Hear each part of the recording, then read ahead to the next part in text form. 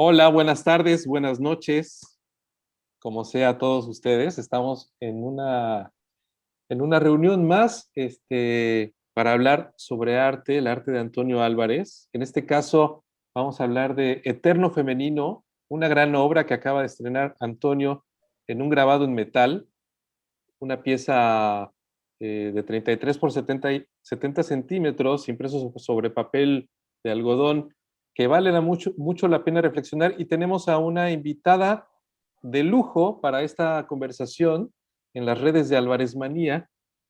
Eh, con esto damos inicio a una nueva era porque Laurence es verdaderamente una experta en el arte y no sé cómo decirlo porque al final no tengo un guión para hablar sobre su currículum, no quiero leer su currículum, solamente decir que es una experta en artes, experta en el conocimiento de las artes plásticas, en la filosofía del arte, en la semiótica, qué sé yo, catedrática universitaria de la UDLA y bueno, con una voz más que autorizada para hablar de esos temas que además ya había escrito alrededor de esta obra una reflexión que quisiera yo retomar, recapitular, para que abundemos en una temática que es mm, muy de nuestros días además, ¿no? Porque el tema de la mujer en el arte o en cualquiera de los temas que hoy vivimos, pero especialmente en el arte, es más que vigente y más que necesario retomarlo. Entonces, sin más, comencemos esta nueva plática para hablar sobre Eterno Femenino, dándoles la bienvenida. ¿Cómo están? Laurence, ¿cómo estás, Toño? Muy bien, muchas gracias. Buenas tardes a todos ustedes. Muchas gracias, Toño, por la invitación. Un gusto, No, Charlie, pues estar ahí con ustedes. al contrario, un honor tener a Laurence Le Goulet aquí en Álvarez Manía.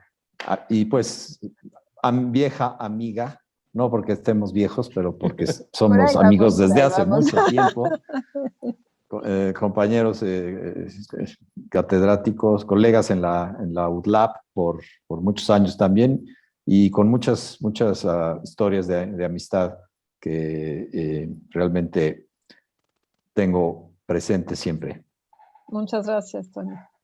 Bueno, pues comencemos en la dinámica de hablar. O sea, estamos en una reunión de amigos, expertos. Está la artista, está la experta en arte. Yo soy como que el invitado ahí nada más de colado para poder detonar lo que pudiéramos poner sobre la mesa. Pero a ver, Toño, háblanos un poquito de este grabado. ¿Dónde comenzó?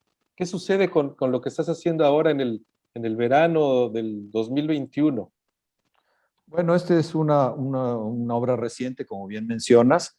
Es un grabado en metal, grabado en cobre, una lámina de cobre que produje en Impronta Lab con Ferdi Yarza y que en un formato apaisado, horizontal, toma un tema de las mujeres mexicanas a lo largo de la historia, haciendo diferentes retratos y no solamente mujeres de carne y hueso, sino también elementos femeninos que conforman toda esta compleja composición en la que hay 14 retratos, hay tres, tres lugares, podríamos decir, o objetos, y toda una alusión de 20 a 20 cartas de la lotería, todas ellas las cartas que tienen el género femenino. Y la obra Eterno Femenino, el título está tomado precisamente de una pieza teatral de Rosario Castellanos con el mismo título, Muy bien. Eterno Femenino. Excelente, Toño, muchas gracias. Pues es en realidad una obra, si puedo dar una opinión anticipada, no sé si la gente ya, los seguidores de las redes de Toño seguramente ya la habrán visto por ahí, pero una de las grandes obras de Toño. Y bueno, el objeto de que esté también Laurence aquí es porque ella escribió un texto fantástico de análisis y de lectura crítica sobre la obra. Y quisieras, para darle la voz a ella, dar simplemente un poco, parafrasear un poco lo que dice, reflexionar sobre eso y darle el micrófono. A ver, dice Laurence, muy pocas de las voces de las mujeres han logrado conservarse en los archivos de la historia. Y esto se contrapone de alguna manera a la representación del cuerpo femenino a lo largo de la historia en el arte occidental. Pero la reflexión a la que debemos poner atención tiene que ver con el sentido de estas representaciones femeninas. ¿A qué o con qué se asocia a la mujer? Y esto es algo que se ha ido modificando, de acuerdo a lo que dice Laurence. Quizás un fenómeno histórico, sociocultural, y este toque de lo que es lo subjetivo. Y luego dice un poco más en su texto, todos los lenguajes del texto y la imagen siempre han quedado permeados por una determinada aura social, simplemente porque su primera función es y ha sido servir a la comunidad, sea con mayor, sea con sabor a historia o recuerdo. Entonces, bueno, en este sentido de profundizar sobre eterno femenino, me gustaría darle la palabra a Laurence y que nos hable un poco sobre esta reflexión y puntualmente sobre el servicio a la comunidad de una obra artística, quizás en este caso de eterno femenino. Bueno, mira, lo que me ha llamado mucho la atención de la obra de Toño es la meticulosidad con la cual él ha seleccionado cada una de las imágenes que aparece. O sea, cuando las vemos dentro de la obra, hay una buena síntesis, digamos, histórica, efectivamente, y se puede ver como un mini resumen de miles de años de historia mexicana. Está lo prehispánico, está lo novohispano, está lo contemporáneo, y el toque que le da Toño es que también no es solamente son estas imágenes como tal, sino que vienen emplazadas, es decir, está la tierra, está el cielo. Y entonces es como armar un cosmos.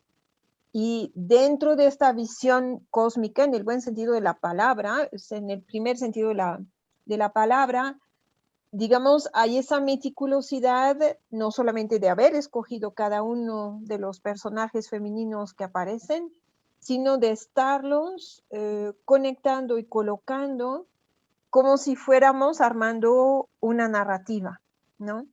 Es en ese sentido, para mí, que la obra es muy valiosa, y yo creo que el título también que le escogió Toño es paradigmático. ¿Qué mejor título para esta obra, ¿no? Como si él mismo lo hubiese escogido, inventado, con las gracias de Rosario Castellanos. Ahora, si ponemos por el otro lado esta imagen en lo que sería la historia de la producción de las imágenes, efectivamente lo que estamos viendo es que muchas mujeres están en los museos, pero en general porque fueron reinas, emperadoras, se encueraron en algún momento por fulano, mengano, etc.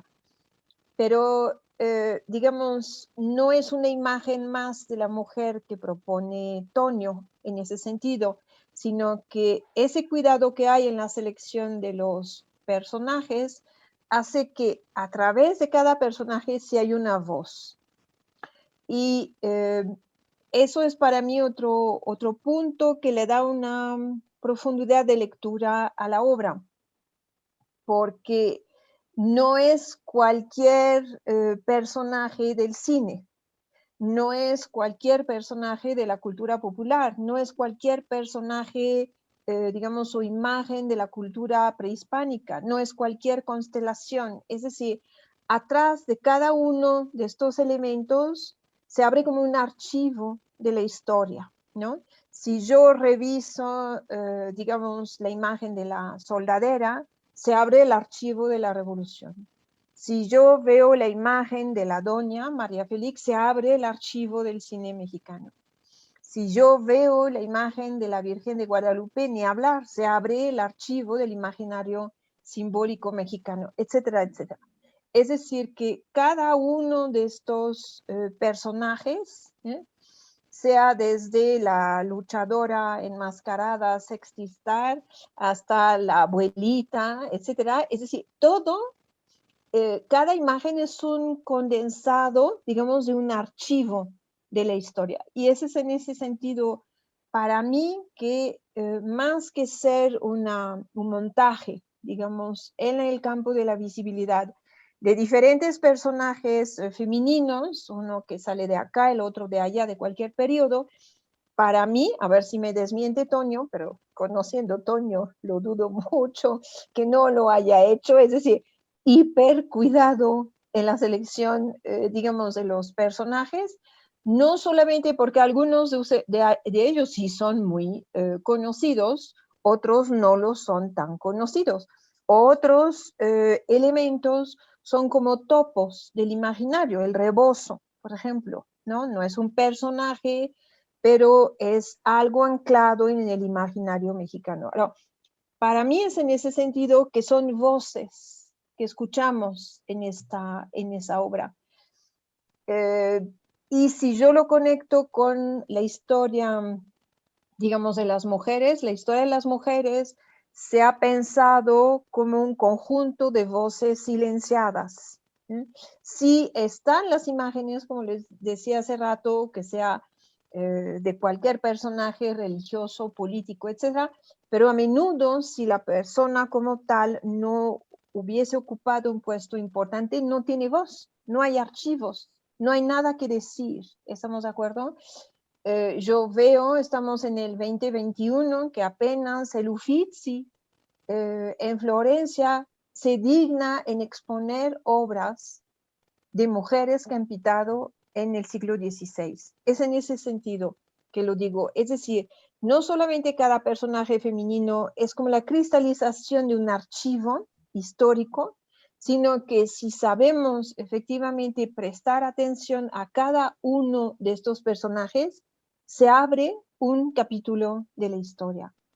Ahora, a eso habría que agregar para mí otro punto que también me parece muy interesante en el trabajo de Toño, es esa habilidad que él tiene por precisamente estar planteando sus personajes de esta forma.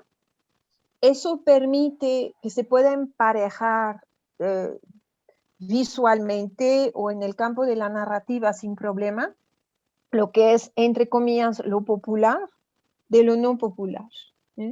Y yo creo que no hay, digamos, muchos artistas que lo puedan estar haciendo con este talento sin que parezca una especie de collage forzado, ¿no?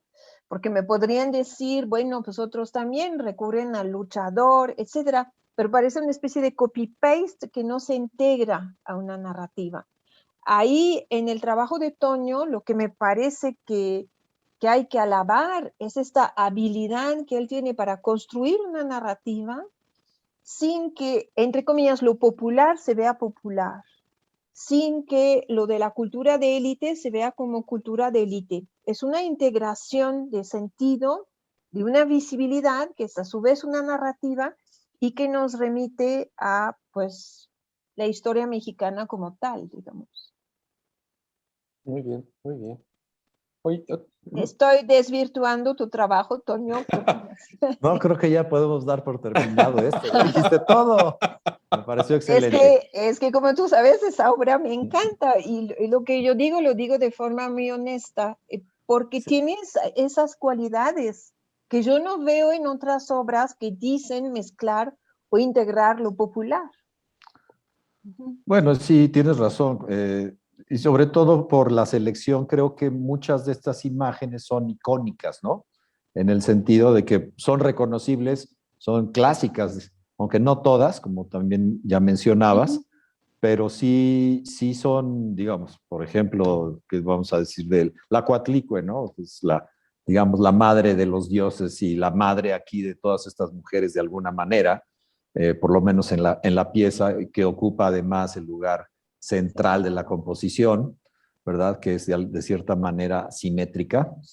Y de ahí, pues, se desprende toda esta serie de personajes que sí son reconocibles, ¿no? A excepción de algunos. Incluso hay un personaje que es como la desconocida del grupo, que es una danzante, de hecho, de la Sierra de Puebla, que es una niña vestida en un traje de Malinche también, de la danza de los tocotines, que está en el extremo derecho de la orilla a la derecha, ¿no? pero de ahí en fuera, pues creo que la mayoría de las personas que conocen un poco de México pueden identificar cada uno de los otros elementos, ¿no? Bueno, e incluso la danzante, pues es una, aunque no es una cara determinada o específica, también se puede relacionar con las danzas mexicanas que son tan populares, ¿no? Pero sobre eso yo quisiera agregar otra cosa, porque si tú lees el texto que, bueno, entre muchos otros comentarios de Octavio Paz sobre la escultura prehispánica, él sigue la visión occidental y dice eso está feo, finalmente, ¿no? Sin llegar al extremo de Bechstein, que dice que es cultura más horrenda, siendo la de un dios, hablando del Acuaticue. La otra habilidad que yo veo, igual entrelazar lo, entre comillas, popular con lo no, sin desvirtuar nada y dar ese lugar y este reconocimiento a todo, pero también está el punto de que algunas de las imágenes, digamos, en particular la del Acuatlicue, durante mucho tiempo fue para los que ven el arte mexicano a través de una visión occidental, fue como el paradigma de lo horrendo. Y digamos, qué bueno que llegaron, como dicen algunos, los occidentales, para enseñar otras reglas. Entonces, ahí yo también veo otro elemento que es no caer en ese canon, digamos, de lo bello o de lo feo occidental, sino solamente porque la imagen como tal asociada a la mujer tiene esta carga simbólica o paradigmática a nivel de sentido. Exactamente. Yo creo que sí tienes toda la razón en ese sentido. Y pues es un lenguaje completamente diferente, ¿no? El que se manejaba antes de la llegada de los españoles a estas tierras. Y pues que para mí es increíble y de hecho estoy en un proceso de valorización a nivel personal de todo esto, porque pues yo me he conectado más por alguna manera con los periodos novohispanos, como muchos saben, e incluso del Renacimiento y estoy ahora en este grabado y en algunos otros proyectos que estoy haciendo ahora, he volteado un poco a este lado en el cual hay una gran riqueza y como dices, es una estética completamente diferente que se mueve con reglas muy diferentes y que responde a una filosofía y a una simbología completamente diferente que nada tiene que ver con lo occidental. Entonces, ahí el ejercicio, digamos, que tú haces, que es un ejercicio de combinar lo heterogéneo, lo complejo, más allá de categorías, etiquetas, etcétera, que son los que tradicionalmente se utilizan, ¿no? Por ejemplo, a mí me molesta mucho que se siga diciendo el barroco y el barroco popular, ¿no? Es decir, seguimos utilizando a menudo este término como algo despectivo, no como algo diferente. Sería otra cosa, ¿no? Solamente decir, pues es lo mismo, pero con características diferentes. Pero a menudo se mantiene la palabra para decir algo que está fuera del canon, ¿no? Exacto. Y yo creo que no es un problema de un canon, son modelos relacionados, modelos formales relacionados con visiones diferentes del mundo y valoración diferentes, obviamente, de la estética en ese sentido, ¿no? Claro, sí, sí, incluso con el término de arte, ¿no? Se usa arte popular y arte como arte con mayúscula, ¿no? Así Que es. lo cual Ajá. también es arbitrario y es clasista, ¿no? Y no tiene un fundamento, puede ser a lo mejor económico, ¿no? Más bien. Pues